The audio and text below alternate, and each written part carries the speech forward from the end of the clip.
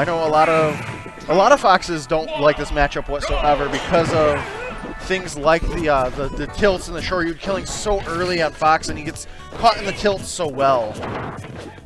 Right. Here we go. Move right into game number 1 here. Darkshad already kicking it off on a very high note here. And Darkshad going in. He's approaching a lot with these aerials, and Abyss is going to find an opening, but it's going to get broken up by that focus attack. Yeah, now Abyss has to make sure he watches how he approaches. As you know, you need multiple hits to knock Ryu out of that focus attack. And so if you're not on the up and up about that, you're going to fall victim to what looked to be like an up tilt Shoryu, or maybe even like a jumping. Yep, I feel that. And we're getting some up air strings from Darkshad, and now we got the up tilts and the true Shoryu that's going to come through. Not quite going to finish it off. No, absolutely not. Oh, good. Ooh. Comeback, though. I like the Fox losing right to the back air. Oh, snuffs out a Shoryu. I think that was actually a bait that time. Darkshad putting on so much pressure with these up tilts. And Abyss is going to fire back with a string of his own. Yeah, you know, the scariest thing in the world to deal with is Darkshad in a comfortable position, as you see right here. Oh, miss input, boys. The rare flub from Darkshad. You've been granted a second chance at life here. Do not mess it up, good sir. Second lease on life right here for Abyss. Just the strong up tilt, not quite going to finish it off. Very close. Okay, a little out of position here for the follow-up. I like it. Now both these two players keeping it relatively close. I might have spoke too soon. No, Darkshad closing out that first stock. Abyss right now trailing, but not a lot though. This is definitely a ground he can make up relatively easy here. Fox is a character who can get a few set. Oh my goodness. Getting that sweet spot down there, but a 0, not the strongest of spikes. And Darkshad tacking on the percent. Now one thing that, there we go. Down air into up smash. Great awareness from Abyss, realizing he's going to pop out the other way. Well, that's yours, he said. Yeah, that's all yours. You have that one. Yes. Okay. Like the air, good stuff. Forward air, up air, good stuff. Throwing out all the aerials at him.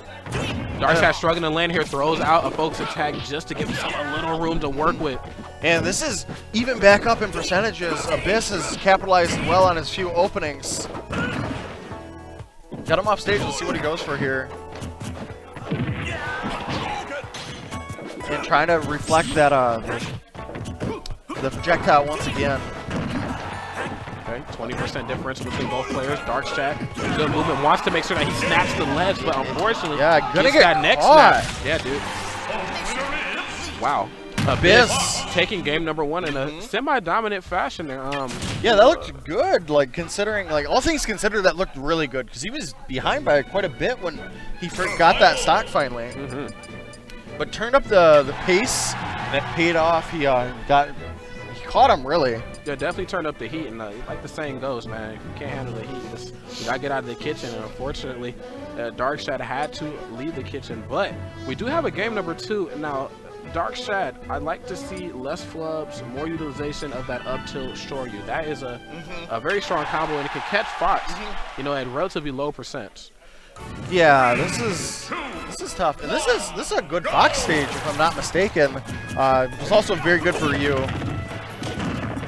And we're gonna go right into the strings. Darkshad countering with an aggressive option. Gonna fire right back. Again, another dare up air. Good stuff here, taking away that landing comfortability that Darkshad is used to having. Down throw, beautiful. Wow. And Darkshad getting these strings, putting it together, taking the smallest of leads on Abyss.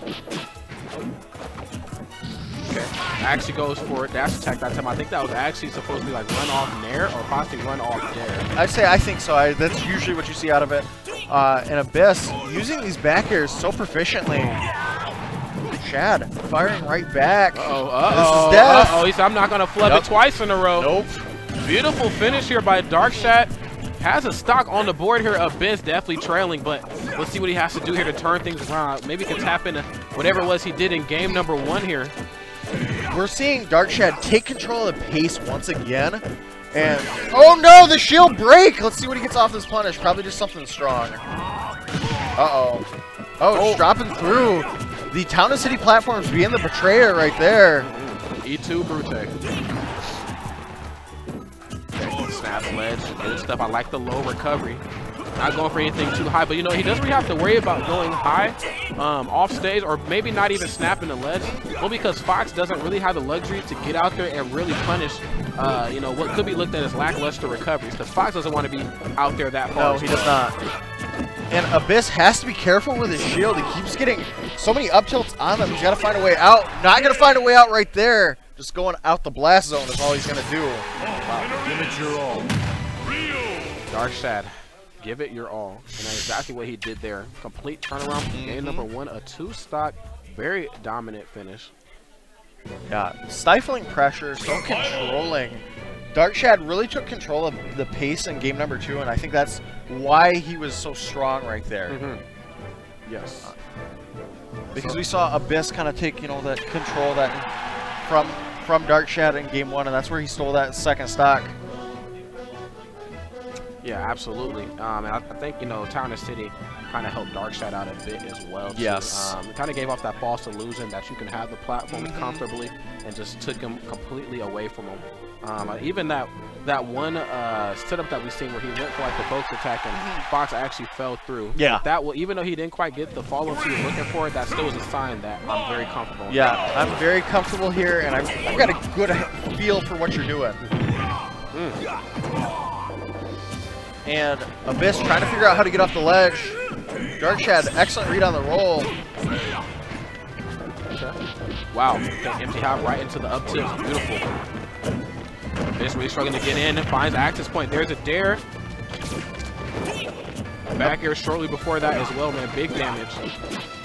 And the up tilts from Darkshad, and now he's going to go for a dare. Not quite going to find it, but definitely scaring Abyss. Oh my god. And Abyss stalling with that shine, very smart, and then just going back to the ledge. Able to get off the ledge that time pretty successfully, and gonna get the up tilt into a down air, breaking up that focus. Yes, utilization of down air versus Ryu, I think is pivotal. You have to make sure that you can throw that out as quickly and as freely as possible, man. Wow, my goodness. Back air is gonna close out Abyss's first stock. Abyss getting that down air into the fair, more good damage. He's got to rack out a little bit more to find this kill on Darkshad. And just focusing out very proficiently.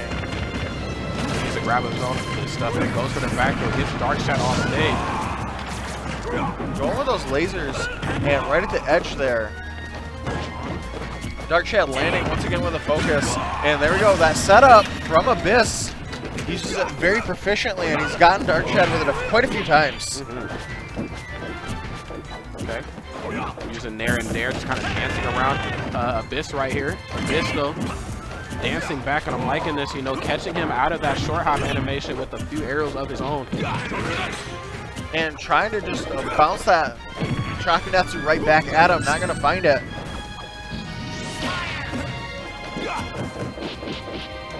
Up tilt. For Dare this time, yo. He's popping him up. No Dare that time. Yeah. Oh my god. He got out in that scenario. Good stuff to Abyss. And rolling out just in the nick of time. So as your shield was gone, and so would be your stock. Abyss has got to watch how he Fox loses. Darkshad has like been kind of conditioning him. The Fox losing right into his up tilt. Right, exactly. And Abyss, that's a regrab. Gonna land with that neutral air into the jabs. Small damage, 2% differential between both of these two players. Now, Darkshad finds his way back onto the stage. Let's see what he can try to turn this into. There's an up tilt. Yep. Oh, Shoryu. And that was a little nutty because Abyss tried to land with that down air that he relied on so much, and the up tilt stuffed it out. And then he was able to get a few more up tilts into that true Shoryu, and that was it. That's game. Yep. Yeah, beautiful stuff. I think yes. Survivals. Okay. Gotcha. Okay. Okay. But moving on to the next match here, Cosmos. Now I know I kind of talked him up, and then he didn't even